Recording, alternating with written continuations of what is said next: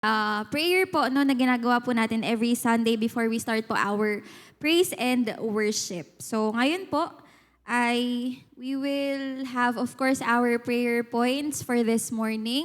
Patuloy po nating ipanalangin ang ating family and ministry, the revival of our nation. World peace po, no? We're all aware po that wars exist ngayon po, no, these days. So we will pray for world peace, of course, our church leaders and church members po, isama po natin sa prayer natin, lalo po yung mga kapatid natin na nasa prayer booth. So, ngayon po, since we kind of run out of time na po, kahit 2 minutes po, no, we will have our personal prayer requests to the Lord bago po tayo mag-dive into the word of the Lord at awitan po ang Panginoon. Sige po, 2 minutes. Make sure po na hindi po natin maaabala yung ating mga katabi. Salamat po.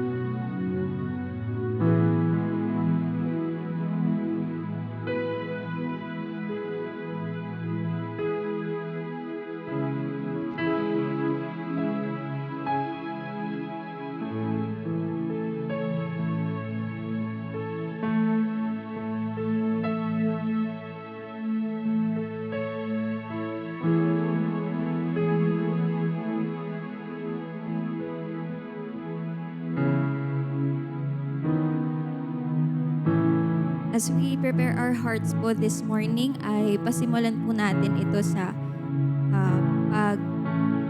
pag-aaral po muna sa kahit sandali po ng salita ng Diyos. So ang atin pong text po ay matatagpuan sa Job chapter 13 verse 15 sa NIV po ito na translation. Sabi po dito, "Though he slay me, yet will I hope in him. I will surely defend my ways to his face." So alam po natin no, na si Job po ang nagsasalita dito. At ang tinutukoy niya po na he, dito po sa though he slay me, is the Lord. No? And interesting po na sa ibang translation po, yung slay na word po dito, ang iba pong salin ay kill. So tignan po natin, sabi dito, "Even if he kills me, I will hope in him. I will still defend my words for him." Sabi po sa CEV or Contemporary English Version, "God may kill me, but still I will trust him and offer my defense." Sa ISV po, sabi, "Even though he kills me, I'll continue to hope in him. At least, I'll be able to argue my case to his face." At sa NLV po, "Even though he would kill me, yet I will trust in him. I will argue my ways to his face." So hindi po ba alam po natin yung pinagdaanan po ni Job, no? Kaya niya po ito sabi sa Job chapter 13 na sabi niya kahit No, patayin. Umabot po ba tayo sa ganong point? Nasabi natin na kahit patayin ako ng Diyos, pagtitiwalaan ko pa rin siya. I will trust in Him. So grabe po yung faith, grabe po yung trust ni Job. Because he has that clarity, no?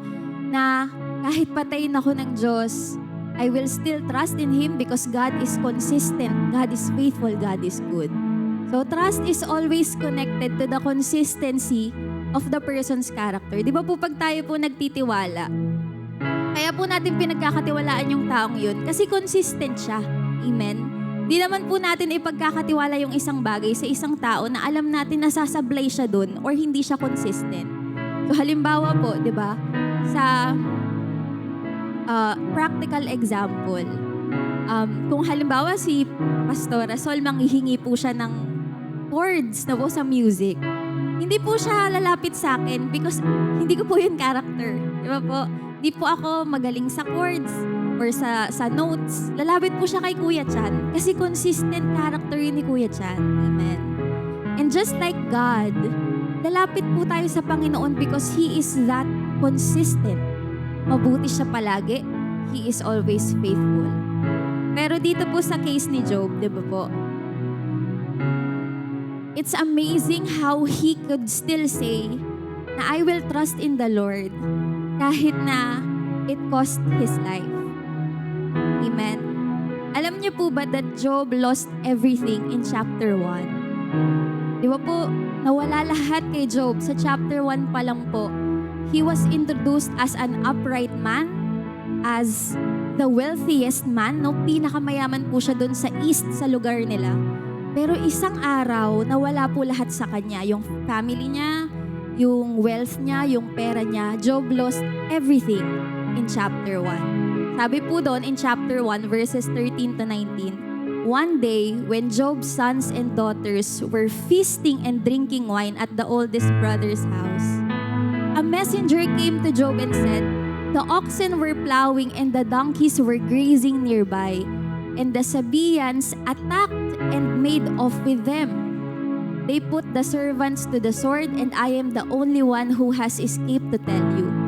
While Job was still speaking, another messenger came and said, the fire of God fell from the heavens and burned up the sheep and the servants, and I am the only one who has escaped to tell you.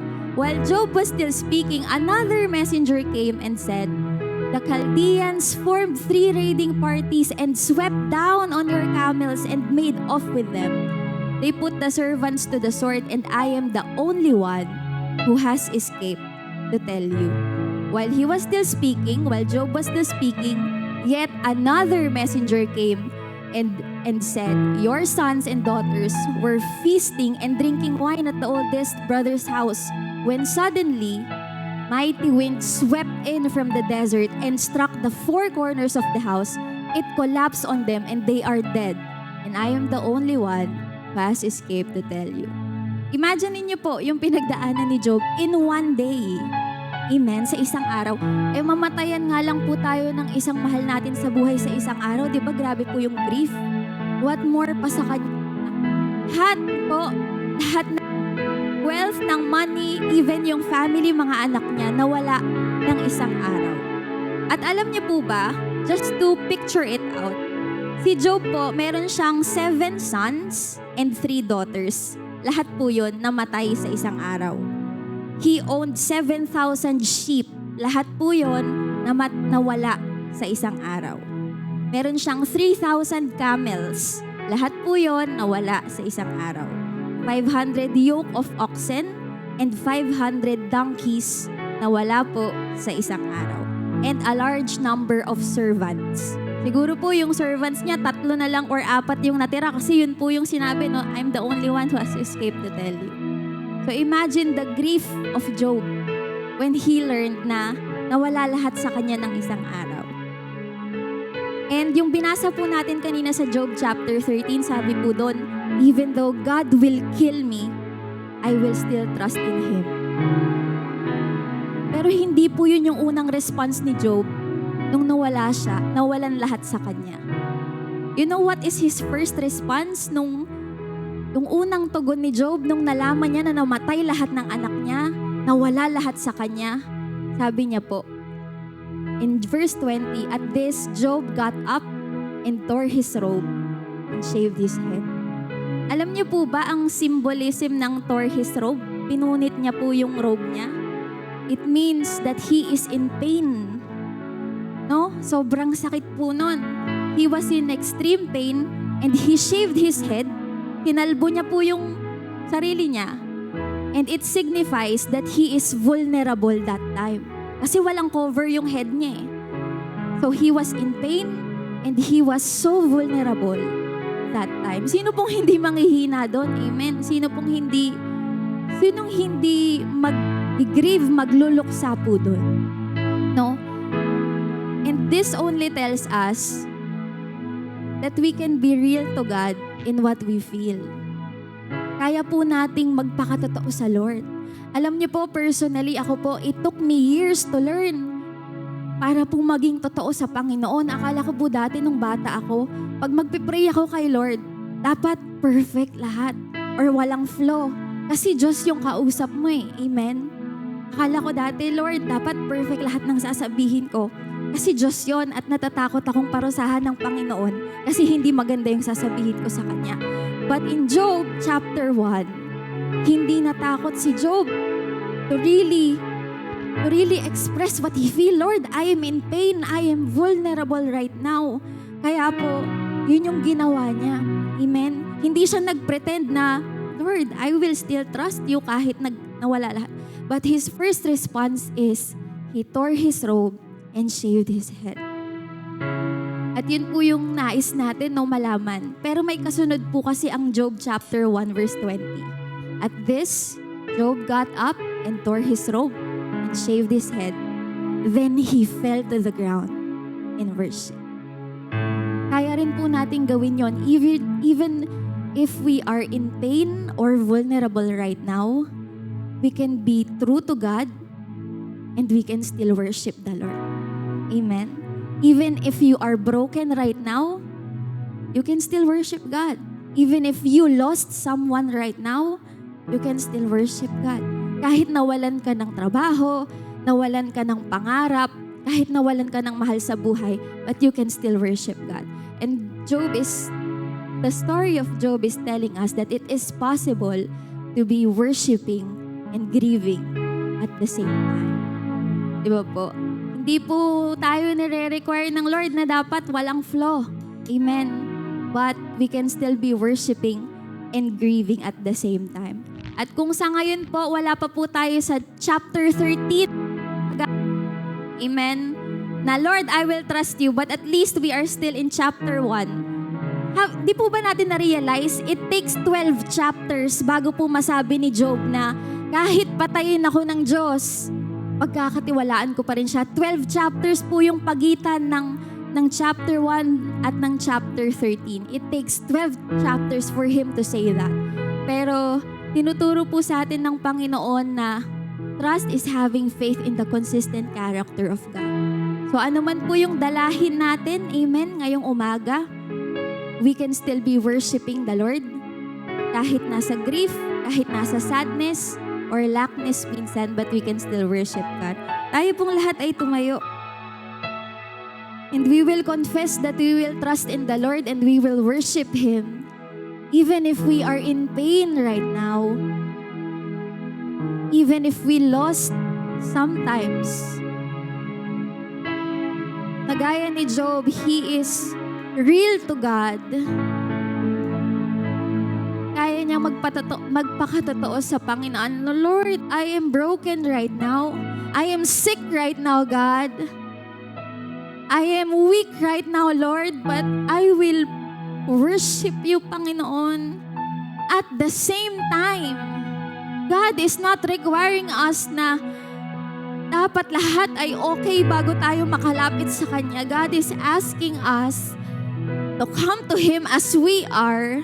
Gaya ni Job, we may have doubts and worries right now, but God is saying, you can still worship me, and even with your doubts, even with your worries, even with your fears.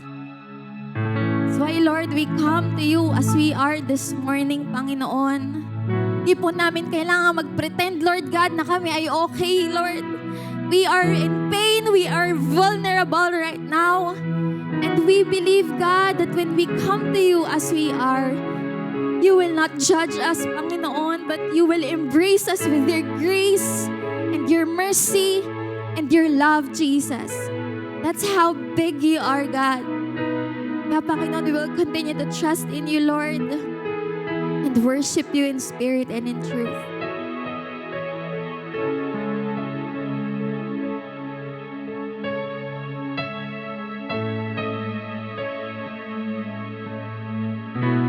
Let's worship the Lord. You hold my every moment. You calm the raging sea. You walk with me through fire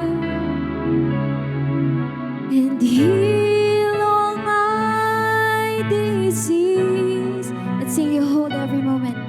You hold my every moment. Sabihin po natin sa Panginoon, you calm the raging sea. You walk with me through fire and heal all my disease. I trust in you. I trust in you. I believe you're my healer. I believe you are all I need. Yes, God, we believe. And I believe you're my portion. I believe you're more than enough for me. Sabihin mo natin, Jesus, you're all I need. Let's sing, you hold my every moment. You hold my every moment. You calm my raging seas. Yes, God. You walk with me through fire and heal all my disease. And heal all my disease. Let's declare it, Lord, I trust in you. I trust in you. Lord, I trust in you. And I believe you're my healer. I believe you are all I need. I believe with all of our faith. And I believe you're my portion. And I believe you're more than enough for me. Oh, Jesus, you're all I need.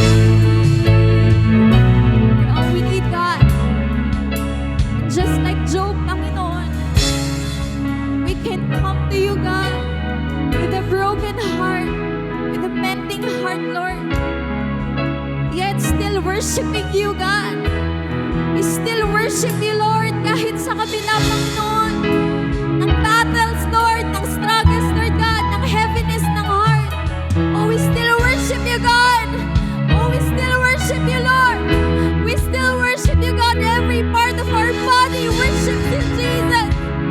Oh, we worship you, God.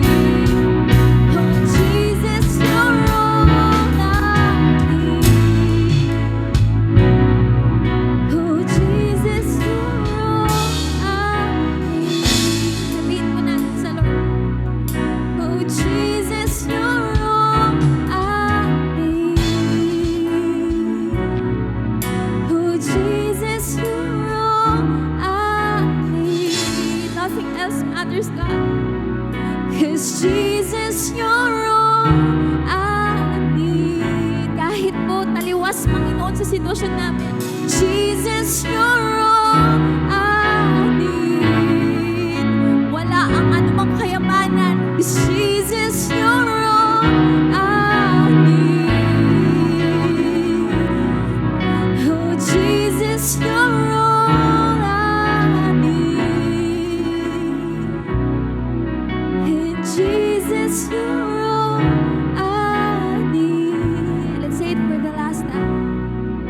Oh, Jesus, you're all I need.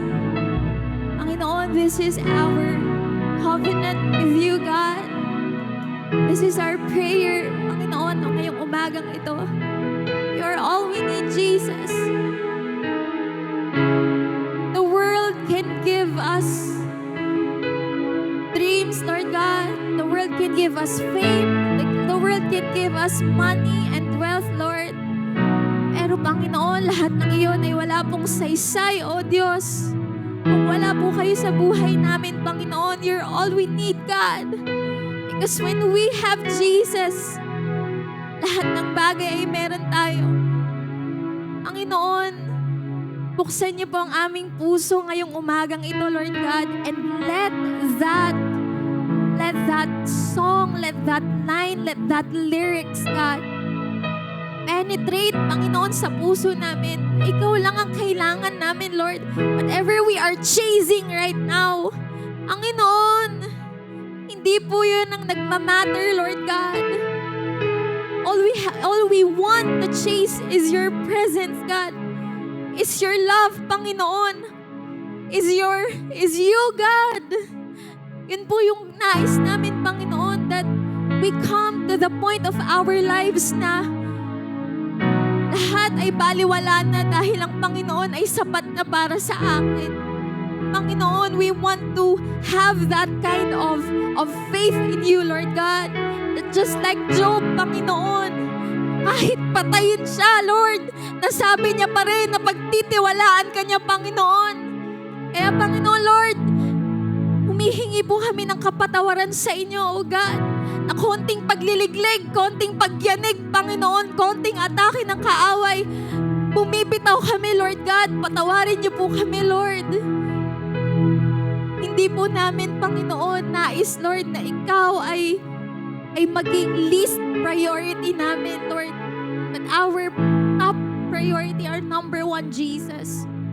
Kaya, Lord God, we pray, Father, na sa umaga pong ito, maaring ang iba po sa amin ay may mabigat na dalahin ngayong umaga. But let them be reminded that Jesus is everything that you need. Lahat ng bagay, everything else will be added onto you if you seek first God, the kingdom, and His righteousness. And everything else will be added onto you. Lord, Panginoon, sa umaga pong ito, we pray, God, na kung sino man po ang umaasa, Lord, sa kagalingan ngayong umaga, may be physical healing, emotional healing, Lord, mental healing, God, spiritual healing, God. Lord, come upon in this place and let your healing touch, God, be upon every heart, Panginoon. Kailangan po namin ang kagalingan na nagmumula sa inyo at hindi kayang ibigay, Lord God, ng mundong ito, Panginoon. Heal every heart this morning. Anumang sugat, Panginoon, anumang scar, Lord God, na dala ng puso namin, we present it to you, Lord. We offer it to you this morning, Father God. Sino man po, Panginoon, ang nakasakit sa amin o nasaktan namin, Panginoon, ay tulungan niyo po ang bawat isa na gumaling, O Diyos. Ayun din, Lord God, whoever needs miracle right now, whatever kind of miracle you are asking, God, Lord, we are believing, Panginoon, that you will work, God, and you will save every broken heart by your grace, Father God. Lord, dalangin din po namin, Panginoon, ang aming pamilya, Lord. Samahan niyo po silang palagi at ingatan, Panginoon. Kung gano'n niyo rin po iningatan si Job, Lord God. ay ganun niyo rin po sila ingatan, Panginoon, ang aming pamilya, Lord. Your hedge of protection, God, na kahit anong gawin ng kaaway, Panginoon, ay hindi man natakaw, O Diyos, ang aming pamilya mula sa amin, mula sa inyo, Panginoon, dahil iniingatan at pinoprotektahan niyo po, Panginoon, ang bawat miyembro ng aming pamilya, Lord. We pray for every mother, God, for every father, Lord, for every child, Panginoon. Sa bawat pamilya, Lord God, dalangin po namin, Lord, that there is love, there is peace, there is joy, Panginoon, sa loob ng aming mga tahanan, Panginoon. At nandoon din, Lord God, ang paggabay ninyo, ang wisdom ninyo, Lord God. There's restored relationship, Father, para po sa bawat pamilya, Panginoon. Ingatan niyo rin po, Lord God, ang ministry, Panginoon, na hinahawakan po o kabilang po kami, Lord God. This is our family as well, Panginoon, at ipinagkatiwala niyo po ito sa amin. Kaya dalangin po namin, O Diyos, na kung kahit saan po kami kabilang, Lord God, ay bigyan niyo po kami ng pag-ibig, Panginoon, para po sa lahat po ng tao na inilalapit niyo po sa amin, Panginoon. May we be good shepherds, Lord God, true shepherds, Panginoon, na nangangalaga sa lahat ng inyong mga anak na ipinagkatiwala niyo po sa amin. Dalangin din po namin, Lord God, ang aming bansang Pilipinas, Lord. Patuloy niyo po, Panginoon, na ingatan, Lord God. Your mighty hand will be upon our nation, Lord God. At kahit kailan, Panginoon, kahit anong gawa ng kaaway, Panginoon, ang bayang ito ay para sa inyo. Sabi niyo nga, Lord, the weapon may be formed, but it will not prosper. In Jesus' name. Kaya, Lord God, dalangin po namin, lalo na po sa aming gobyerno, Panginoon, ang aming mga leader, Panginoon, ay lagi niyo po silang bigyan, Lord, ng wisdom, ng compassion, Lord God, ng pag-ibig, Panginoon, para po sa mga kababayan naming Pilipino. Lord God, magtayo kayo at patuloy kayong magtayo, Panginoon, ng mga leader na lubos, Panginoon, ang pagkatakot sa inyo. Bigyan niyo po, Lord God, ng banal na pagkatakot, Panginoon, ang lahat po ng national leaders namin mula po sa aming Presidente, Vice President, the Cabinet members, Lord God, the Senate and Congress, lahat ng local government units, Lord God. We pray, Father, na ang lahat po ng leader namin, Panginoon, ay tunay na maglilingkod sa inyo, Panginoon, at sa bayang ito, Lord God, sa lahat po ng Pilipino. We also pray, Father God, para po sa kapayapaan, Panginoon, hindi lang sa Pilipinas, kundi sa buong mundo, Lord God. Laganap, Panginoon, ang digmaan, Lord, sa iba't ibang bansa, Panginoon. Pero naniniwala kami, Lord God, na bahagi ito, Panginoon, ng plano ninyo, O Diyos. Panginoon, we may not see the benefits, Lord God, ng digmaang ito. But all things work together for good, Lord God, to those who love the Lord and are called according to His purpose. Lord, malapit na kayong dumating, Panginoon. That's why, Lord God, we repent, Panginoon. We ask for forgiveness, Lord God. Lahat ng karumihan at kasalanan ng mundong ito, Panginoon. Tulungan niyo po kami, O Diyos, na maging malinis, Panginoon, ang inyong banal na dugo, O Jesus. At hayaan niyo, Lord God, na ang kapayapaan, Panginoon, ay ipagkaloob niyo po sa amin, Lord God. Lalo na po sa United States, Panginoon, sa Iran, Lord God, sa Israel, Panginoon, sa Greenland, Lord God, sa Iraq, Panginoon, Lord, lahat po ng bansa, Lord God, ay hayaan niyo pong maranasan, Panginoon, ang kapayapaan na nagmumula sa inyo. Naniniwala kami, Lord God, na kontrol ninyo ang lahat ng bagay, Panginoon, at ang buong mundo ay hawak ninyo sa inyong kamay.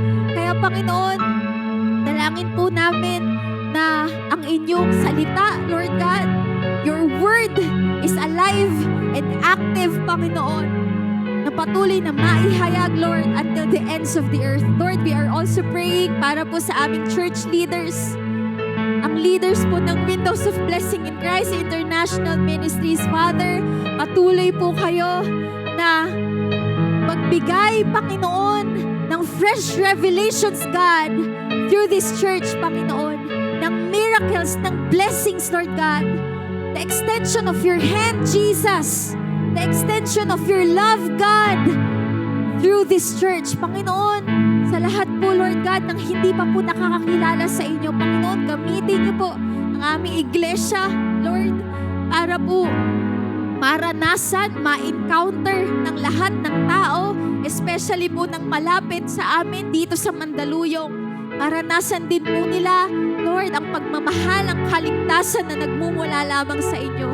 Dalangin po namin ang aming leaders mula po kay Bishop Lisa Reyes, Father God. Ang aming mga kapatid sa LA, Panginoon, ay patuloy niyong ingatan, O Diyos. Anumang atake ng kaaway, Lord God. Panginoon, naniniwala kami na ang proteksyon ninyo, Panginoon, ay laging nasa kanila, Lord God.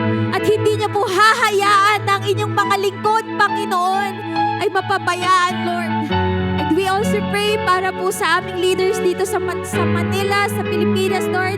Kay Pastora Wilma, Lord. Kay Pastora Lita, Pastora Sol, Pastor Arnold, Pastor Pink, Pastora Luz, Lord God, Pastora Venus, Pastora Cherry, Pastor Francis, Pastor Val, kay Pastor Paige, Lord God, Pastor Ado, Panginoon, at lahat po ng itinatayo at inuugnay niyo, Panginoon, sa church na ito ng Widows of Blessing. We pray that you will continue to anoint our leaders, God, and strengthen them, Panginoon. Bigyan niyo po sila ng kalakasan, O God, especially spiritual strength, Father God, para po pangalagaan, Panginoon, ang lahat ng tupa na ibinigay at pinagkatiwala niyo po sa kanila, Panginoon. Ganun din ang mga members ng Windows of Blessing, Lord God. Active or inactive, Panginoon. Lahat ng old and new members, Lord, at ng mga dadating pa na members ng church na ito. We pray, Father God, and we prophesy, Lord, that we will be fruitful members, fruitful disciples of this church, God. We pray na magtayo kayo ng mga disciples, Panginoon, through this church. And we will preach the gospel saan man po kami magpunta. Lord, give us visions na nagmumula po sa inyo, Panginoon. At Lord God, hayaan nyo nga po na ang bawat membro ng iglesyang ito ay maging mabunga, Panginoon, sa inyong ubasan, Lord God, na hindi kami papayag, Panginoon, na nakaupo lang at walang ginagawa para po sa inyong kaharian, Panginoon. Naniniwala kami, Lord God, na ang bawat isa ay may gift na nagmumula sa inyo. Help us to discover that, God. Help us, Holy Spirit, to develop, Panginoon, to develop that gift, Lord, na ipinagkatiwala niyo po sa amin, Lord God. Kahit yung skills na meron kami, Panginoon, help us to grow, Lord, not by might nor by power, but by the Spirit of the Lord Jesus Christ. And Lord, we pray para po sa lahat po ng members ng church na ito na nangangailangan ng kagalingan, Lord, especially po sa mga pangalan, Panginoon, na nasa prayer booth, Lord God. Dalangin po namin, O Diyos, ang himala, Lord, ang provisions, Panginoon, ang kagalingan at kaligtasan, Panginoon, para po sa bawat isa, Lord God. Dalangin po namin, Panginoon, na maranasan namin, O Diyos, ang himala, Panginoon, ang kagalingan na nagmumula sa inyo. Lord, patuloy namin silang inilalapit sa inyo sapagkat kami ay naniniwala, O Diyos, na kaya niyong gawin ang lahat ng bagay, Panginoon, at walang imposible. Walang imposible sa Diyos na makapangyarihan at buhay. Hallelujah. Lord, dalangin po namin that you bless this service, Father God. Anoint everyone, Panginoon. Buksan niyo po ang aming puso. Ang inyong salita ay mahayag sa umagang ito, Panginoon.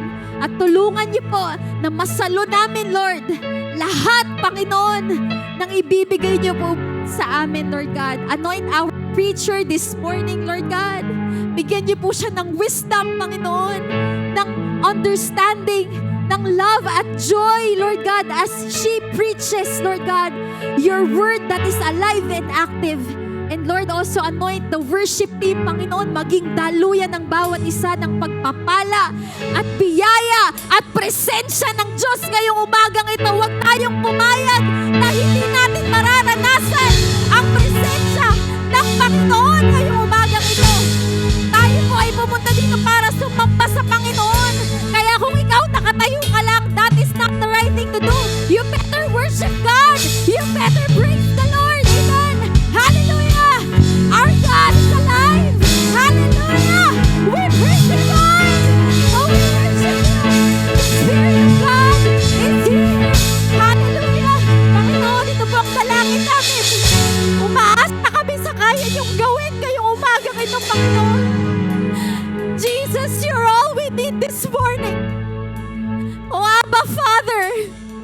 Almighty God, Emmanuel, you are with us. This is our prayer, Jesus. Oh, hallelujah! Hallelujah! Hallelujah! Panginoon, ito po ang aming dalangin ng may pagpupuri, pasasalamat at pagsamba sa pangalan ng Ama, ng Anak at ng Diyos, Espiritu Santo, sa taking pangalan ng ating Panginoong Jesus. Sa pagsabi po ang lahat ng